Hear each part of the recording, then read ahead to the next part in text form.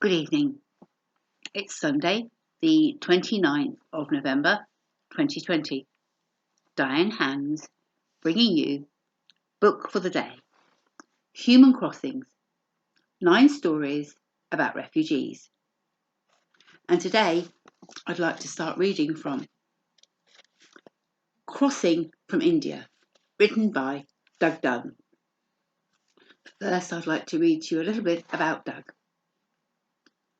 In 2017, I moved to Devon from East London and retired from full-time work as a software trainer, connecting with the community through tennis, bridge and astronomy. I started treating retirement as my new career, as well as taking up committee work for a local community trust. I started volunteering for the National Trust. For much of 2018, I became a facilitator for Landmark's worldwide course called Wisdom Unlimited. Joining the Writers' Empowerment Club in 2017, run by Noha Naseer, led me into several writing projects, joining a local creative writing class, submitting 2 reports for a published journal for Landmark's Conference for Global Transformation in 2018 and 2019, and republishing sci-fi short story Being on the Moon through Kindle Direct Publishing. My story, The New Jungle Project, expresses the resilience of refugees and volunteers in Calais, and I stand for the people to live wherever they want to, including the moon. Crossing from India is about my parents' immigration to the United Kingdom and me discovering the gift of mixed race identity.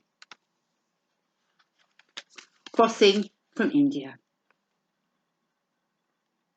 I haven't crossed from anywhere in the last 60 years. My parents immigrated to the United Kingdom from India in 1958, when I was almost 2 years old. I have always considered myself as British, having no memories of India and having never been back.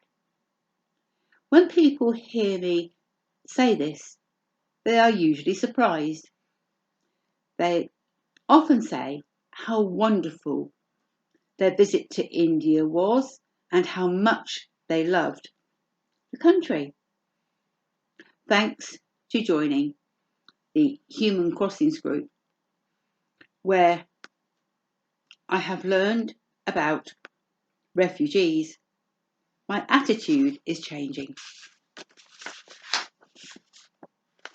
The Oxford English Dictionary defines a refugee as a person who has been forced to leave their country in order to escape war, persecution, or natural disaster.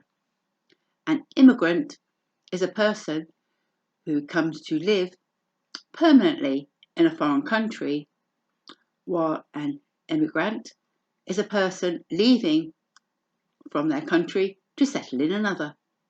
A migrant is a person who moves from one place to another, especially to find work or better working conditions. Last year, I became friends with Khalid, a refugee from Syria. I was touched and moved by his determination, openness and bravery on a journey he made to Lebanon and finally Exeter. He never gave up. When living in Lebanon, he found ways to overcome dangers and challenges. And when the opportunity came to cross to the United Kingdom, he was ready to make it happen. Now Khalid and his family connect and integrate fully with the local community through many volunteering activities. Hearing Khalid's story made me think about my parents 60 years ago.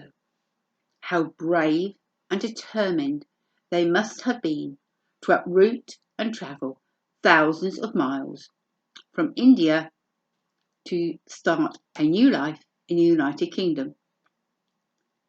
They lived in Calcutta within a social group called Anglo-Indians.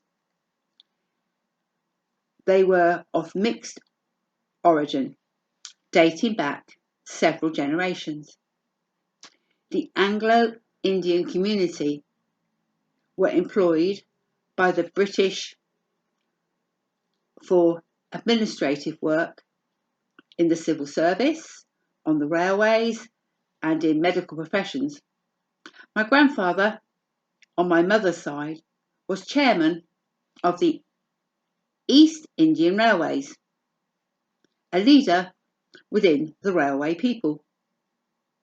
They lived in the railway colony, a neatly kept oasis away from the heat and noise and bustle of India.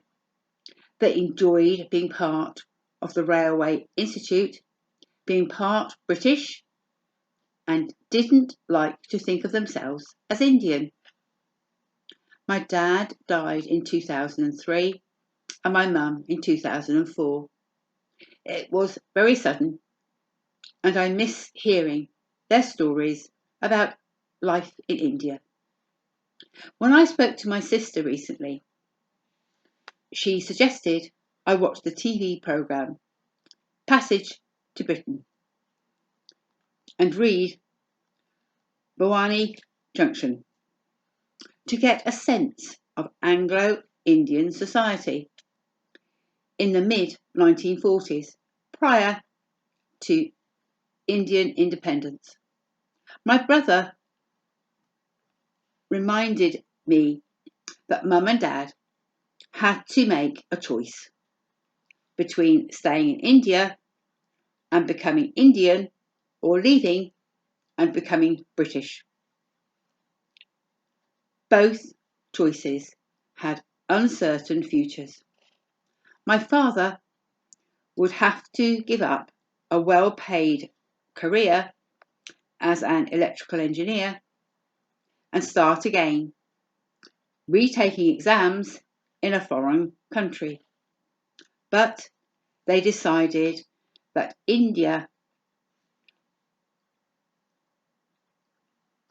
India was the right choice for the sake of our education. My brother, in a visit to India, met some Anglo-Indians who chose to stay. They became childminders for local schools, but it is impossible to say how life would have turned out for my family. To learn a little bit more about Doug's integration into society in the United Kingdom, join me tomorrow. Human Crossings, 9 Stories of Refugees is found on Amazon and is also on Facebook. Thank you, Diane Hans.